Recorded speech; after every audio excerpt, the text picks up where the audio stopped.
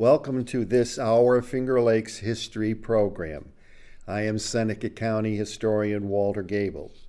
Today's program is the first in an occasional series dealing with historical places in the Finger Lakes.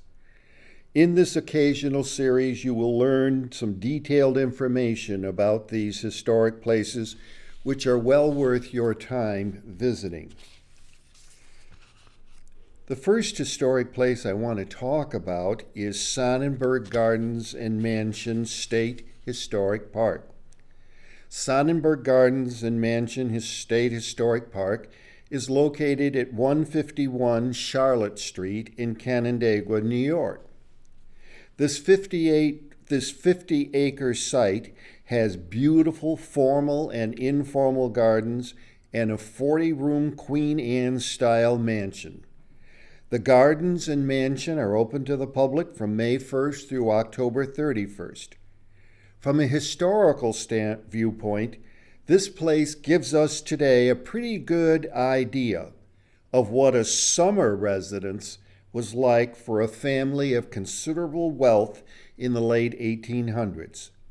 It is a lifestyle that few of us today are able to enjoy. Probably most people who visit Sonnenberg Gardens and Mansion come to enjoy the beautiful gardens. In this picture, you get an idea of just how beautiful some of the formal gardens are, and you also get an idea of the extensive size of the mansion house. Sonnenberg Park is just one of two public park gardens in the New York State park system. The word Sonnenberg in German means sunny hill. New York City bank financier Frederick Ferris Thompson and his wife Mary Clark Thompson, the daughter of New York Governor Myron Holly Clark, purchased the property in 1863 as a summer residence. At that time, the residence house itself was just a brick farmhouse on 14 acres. As this business interest prospered, the Thompsons purchased additional acreage and replaced the farmhouse with the 40-room mansion as we know it today. The mansion itself was built between 1885 and 1887. After Mr. Thompson's death in 1899, Mrs. Thompson began renovating and building gardens surrounding the mansion as a tribute to her husband. Today, there are 9 formal gardens. The Thompsons had no children, so when Mrs. Thompson passed away in 1923, the property was inherited by a nephew. In 1931, he sold the property to the federal government, which built a veterans hospital on the adjacent farmland.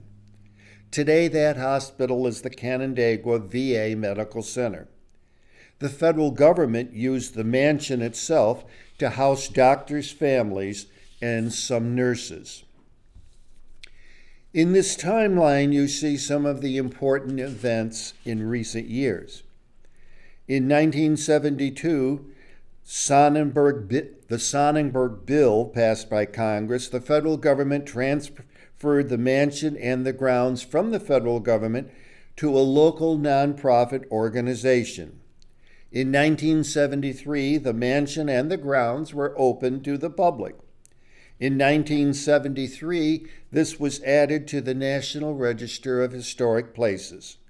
In 2005, the New York State Office of Parks, Recreation, and Historic Preservation bought the estate, but it is still operated by the nonprofit. Shown here are 4 different views of some of the formal gardens. So picturesque. Shown here are some views of the Oriental Gardens, which are so restful and peaceful. The mansion itself was built between 1885 and 1887 a 40-room Queen Anne-style mansion designed by Francis Allen, a noted Boston architect. Allen also designed and oversaw the remodeling of the mansion approximately 15 years later after the construction.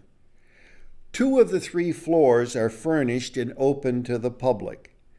The mansion's facade is rusticated gray stone with Medina sandstone trim and gables made from timber and stucco. The roof is slate with lead-coated copper.